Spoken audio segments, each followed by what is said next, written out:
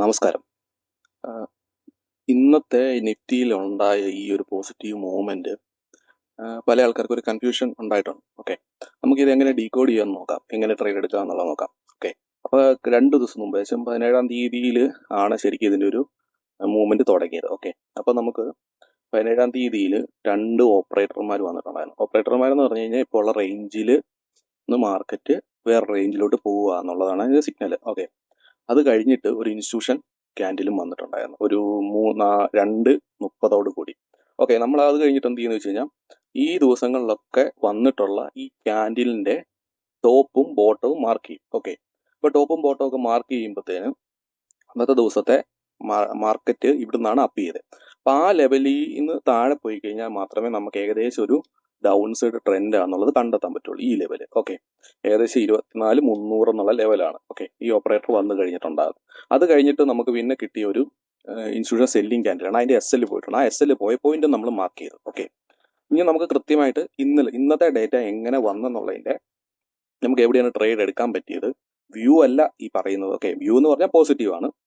പല ആൾക്കാരും വ്യൂ കേട്ട് കഴിഞ്ഞാൽ ട്രേഡ് എടുക്കുകയാണ് ചെയ്യുന്നത്. അങ്ങനെ എടുത്തു കഴിഞ്ഞാൽ നമുക്ക് SL ഹിറ്റ് ചെയ്യും.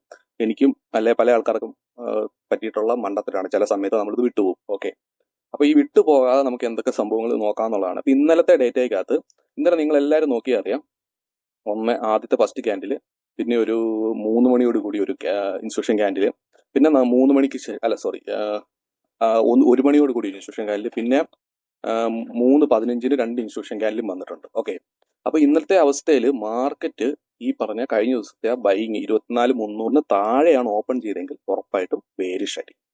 ഓക്കെ, അപ്പൊ നമുക്ക് ബേരിഷ് ആയിട്ടുള്ള സിഗ്നലാണ് അവിടെ നടന്നു കിട്ടുന്നത്. പിന്നെ ഈ 4 ക്യാൻഡിലിന്റെ, അതായത് ഇന്നലത്തെ സെല്ല് ചെയ്ത ആൾക്കാരുടെ 4 ക്യാൻഡിലിന്റെ ടോപ്പ് നമ്മൾ മാർക്ക് ചെയ്ത് അവിടെയായിരിക്കും സെല്ലേഴ്സിന്റെ SL. ഓക്കെ, അപ്പൊ ഫസ്റ്റ് തന്നെ മാർക്കറ്റ് ഓപ്പൺ ചെയ്തപ്പോൾ തന്നെ ഇന്നലത്തെ 3 മണിക്കത്തെ ശേഷം വന്നിട്ടുള്ള ക്യാൻഡിൽസിന്റെ SL പോയി. പോരാത്തതിന് നമ്മുടെ വീക്കിലി POCയും ബ്രേക്ക് ചെയ്തു.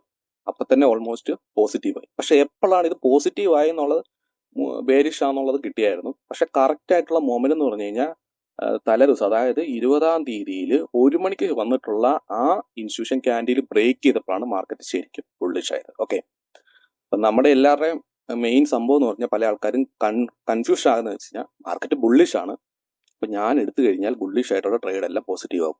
അങ്ങനെയല്ല, മാർക്കറ്റ് എപ്പോഴാണ് ആ മൂവ്മെന്റും കിട്ടുന്നത് ആ പോയിന്റിൽ വേണം നമ്മൾ എൻ്റർ ചെയ്യാൻ. ഓക്കെ, ഇങ്ങനെയുള്ള പല ആൾക്കാരും ഈ പറഞ്ഞ പോലെ തെറ്റിദ്ധരിപ്പിക്കുന്നു പറഞ്ഞാൽ മാർക്കറ്റ് ബുള്ളിഷ് ആണ്. നിങ്ങൾ മാർക്കറ്റൊക്കെ ക്ലോസ് ചെയ്ത് കഴിയുമ്പോൾ നമുക്ക് ഓക്കെ, ഈ നമ്മുടെ ഇൻഡിക്കേറ്റർ ഓഫ് ചെയ്ത് കഴിഞ്ഞാൽ മാർക്കറ്റ് ക്ലോസ് ചെയ്ത് ഇൻഡിക്കേറ്റർ ഓഫ് ചെയ്ത് കഴിഞ്ഞാൽ ആടോ ഇതുണ്ട് തലേ ദിവസത്തെ ഹൈ ബ്രേക്ക് ചെയ്തു. ഹൈ ബ്രേക്ക് ചെയ്തപ്പോഴാണ് വന്നത്. ഇങ്ങനത്തെ ഹൈ ബ്രേക്ക് ചെയ്താൽ എല്ലാ പ്രാവശ്യവും ഇതുപോലത്തെ മൂവ്മെന്റ് കിട്ടത്തില്ല. അങ്ങനെയുള്ള പല വേറെ കാര്യം നമ്മൾ ചെക്ക് ചെയ്യുമ്പോൾ ഇങ്ങനെയുള്ള മൂവ്മെന്റുകൾ പ്രോപ്പറായിട്ട് വർക്ക് ചെയ്യത്തില്ല. നിങ്ങൾക്ക് മിക്കപ്പോഴും 40 അല്ല 50% താഴെ ആയിരിക്കും ഇങ്ങനെയുള്ള ബ്രേക്ക് ഔട്ട് വരുമ്പോൾ നിങ്ങൾ ട്രേഡ് എടുത്ത സക്സസ് ആവുക. പക്ഷെ അതിന്റെ ഇന്റേണൽ ഡേറ്റ നോക്കാൻ അറിയാവുന്ന നമുക്ക് എന്താ സംഭവിക്കുന്നത് വെച്ച് കഴിഞ്ഞാൽ ഈ പോയിന്റ് എന്ന് പറയുന്നത് ഒരു ഇൻസ്റ്റിറ്റ്യൂഷൻ ക്യാൻഡിൽ സെല്ല് ചെയ്തിട്ട് ഉള്ള ഒരു പോയിന്റ് ആണ്. ഓക്കെ, ആ പോയിന്റ് ബ്രേക്ക് ചെയ്യുമ്പോഴാണ് യഥാർത്ഥത്തിൽ മാർക്കറ്റ് ബുള്ളിഷ് ആണ്. കാരണം ഇത്രയും സെല്ലേഴ്സിനെ അവിടെ SL ഹിറ്റ് ചെയ്തിട്ടുണ്ട്. സോ ഒരു നല്ല മൂവ്മെന്റ് മേളിലോട്ട് കിട്ടും എന്നുള്ളതാണ് നമ്മളിത്. അപ്പൊ ഇന്നത്തെ ശരിക്കുള്ള ട്രേഡ് വന്നേക്കുന്നത് വെച്ചാൽ 24,450 ബ്രേക്ക് ചെയ്തപ്പോഴാണ്. നമുക്ക് അവിടുത്തെ കൺഫർമേഷൻ നോക്കുന്നതെന്ന് പറഞ്ഞു കഴിഞ്ഞാൽ മൾട്ടിപ്പിൾ കൺഫർമേഷൻ നമുക്ക് നോക്കാം. ആ മൾട്ടിപ്പിൾ കൺഫർമേഷൻ എങ്ങനെ നോക്കുമെന്ന് ചോദിച്ചു കഴിഞ്ഞാൽ നമ്മൾ ഇവിടെ ഒന്നാമത്തെ പറഞ്ഞു കഴിഞ്ഞാൽ ഇൻസ്റ്റിറ്റ്യൂഷന്റെ SL ഹിറ്റായി. ഫസ്റ്റ്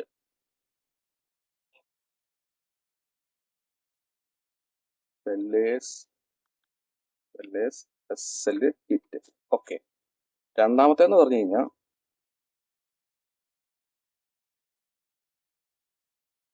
വീക്കിലി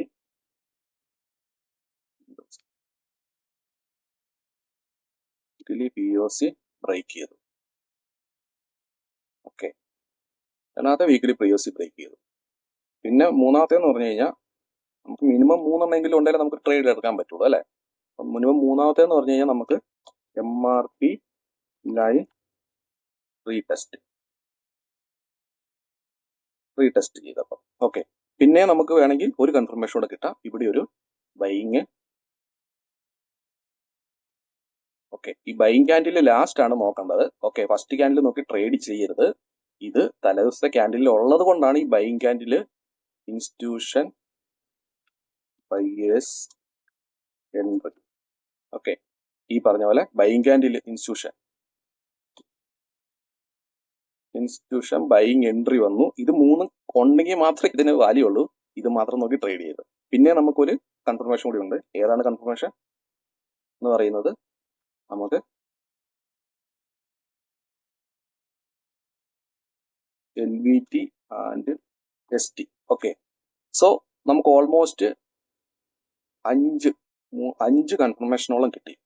പോരാത്തതിന് ഇതെല്ലാം വീക്കിലിയും 4 അവർ POCയുടെ മേളിലാണ്. ഓക്കെ, സോ ഇവിടുന്ന് നമുക്ക് അടുത്ത ഓർഡർ ബ്ലോക്ക് വരെയോ അല്ലെ സോൺ വരെയോ നമുക്ക് പ്രതീക്ഷിക്കാം. പക്ഷെ ഇവിടുന്ന് എൻട്രി എടുത്തു കഴിഞ്ഞാൽ ഈ ഒരു പോയിന്റിൽ, അതായത് റീടെസ്റ്റ് ചെയ്തിട്ട് MRP ലൈനിന്റെ ഈ ഒരു പോയിന്റിലാണ് മാർക്കറ്റ് ഇത് ബ്രേക്ക് ചെയ്തപ്പോൾ ഈ ഒരു പോയിന്റിൽ എക്സാക്ട്ലി ഈ ഒരു പോയിന്റിലാണ് മാർക്കറ്റ് ബുള്ളിഷ് ആയത്. ഓക്കെ, ഈ പോയിന്റ്. ഓക്കെ, ഈ പോയിന്റിലാണ് മാർക്കറ്റ് ബുള്ളിഷ് ആയത്. അവിടെയായിരുന്നു ഇവിടുന്ന് ഈ റീടെസ്റ്റ് ചെയ്ത് വന്നു കഴിഞ്ഞപ്പോൾ ഇത് ബ്രേക്ക് ചെയ്യുമ്പോൾ നമുക്ക് ട്രേഡ് എടുക്കാമായിരുന്നു. ഓക്കെ, ഇതാണ് ട്രേഡ് സെറ്റപ്പ്. ഓക്കെ, വ്യൂ എന്ന് പറഞ്ഞാൽ മാർക്കറ്റ് ഓൾറെഡി എല്ലാ ഇന്നത്തെ ഇൻസ്റ്റിറ്റ്യൂഷൻസിന്റെ എല്ലാം ബ്രേക്ക് ചെയ്തു. പോരാതെ തന്നെ വീക്ക്ലി POCയുടെ മേളിലാണെങ്കിൽ മാർക്കറ്റ് അപ്സൈഡ് ആയിരിക്കും. പക്ഷെ ട്രേഡ് വന്നത് ഇവിടെയാണ്. ഓക്കെ, ഈ സംഭവങ്ങൾ ക്ലിയർ ആയിട്ട് മനസ്സിലാക്കി കഴിഞ്ഞു കഴിഞ്ഞാൽ നമുക്ക് ഈ പറഞ്ഞ പോലെ ഒരു പ്രോ ആയിട്ടുള്ള ആൾക്കാർ സെറ്റ് ചെയ്യുന്ന രീതിയിലുള്ള ട്രേഡ് നമുക്ക് പ്ലാൻ ചെയ്യാൻ പറ്റും. അപ്പം നമ്മൾ ഓൾമോസ്റ്റ് നമ്മുടെ വിന്നിംഗ് പെർസെൻറ്റേജ് കൂടുതലായിരിക്കും. ഓക്കെ, ഇനി അടുത്തതായിട്ട് നമുക്ക് ഈ ബുധനാഴ്ച നാളെ നമ്മൾ സെൻസെക്സിന്റെ ഡേറ്റ അനലൈസ് ചെയ്യുന്നുണ്ട്. ഓക്കെ, അപ്പോൾ കഴിവതും എല്ലാവരും കൃത്യമായിട്ട് എടുക്കുക. നമ്മൾ എല്ലാ മാസവും ഒരു ഇമ്പോർട്ടൻ്റ് ആയിട്ടുള്ള ഒരു ലെസൺ എല്ലാ മാസവും നമ്മൾ പ്ലാൻ ചെയ്യുന്നുണ്ട്. ഓക്കെ, അത് ഈ വ്യാഴാഴ്ച വരുന്നത്. അപ്പം നമുക്ക് ഈ എക്സിക്യൂഷനിൽ വരുന്ന വലിയ മിസ്റ്റേക്കുകൾ എന്താണെന്നുള്ളതാണ് പറഞ്ഞു തരുന്നത്. മിക്ക ആൾക്കാർക്കും ട്രേഡ് അറിയാം, അനാലിസിസ് അറിയാം, ഇൻഡിക്കേറ്റർ എല്ലാം അരച്ച് കലക്കി കൊടുക്കും. പക്ഷെ എങ്കിലും ട്രേഡ് എടുക്കും മിസ്റ്റേക്ക് പറ്റും. ഇതും എനിക്കും പറ്റിയിട്ടുള്ളതാണ്. പല ആൾക്കാർക്കും ഇത്രയും കിട്ടിയാൽ കൂടെ നമുക്ക് പറ്റും. പക്ഷെ ആ എക്സിക്യൂഷനകത്ത് പറ്റുന്ന മിസ്റ്റേക്കുകൾ എന്താണ്? വളരെ സിമ്പിളാണ്. എല്ലാ മൈൻഡ് സെറ്റിൻ്റെ അകത്തുള്ള പ്രശ്നങ്ങളും കുറച്ച് നമ്മുടെ പ്രീവിയസ് ഹാബിറ്റുമാണ്. ഓക്കെ, അത് കുറച്ച് ചില ആൾക്കാർക്ക് ബുദ്ധിമുട്ടാകും, ചില ആൾക്കാർക്ക് ഈസി ആയിരിക്കും. ഓക്കെ, കുറച്ച് അധികം ട്രേഡ് ചെയ്തതോ എന്തെങ്കിലും പഠിച്ചിട്ടുള്ള ആൾക്കാർക്കായിരിക്കും കുറച്ച് ബുദ്ധിമുട്ട്. തുടക്കക്കാരെ സംബന്ധിച്ച് പഠിച്ചെടുക്കാൻ വളരെ എളുപ്പമായിരിക്കും.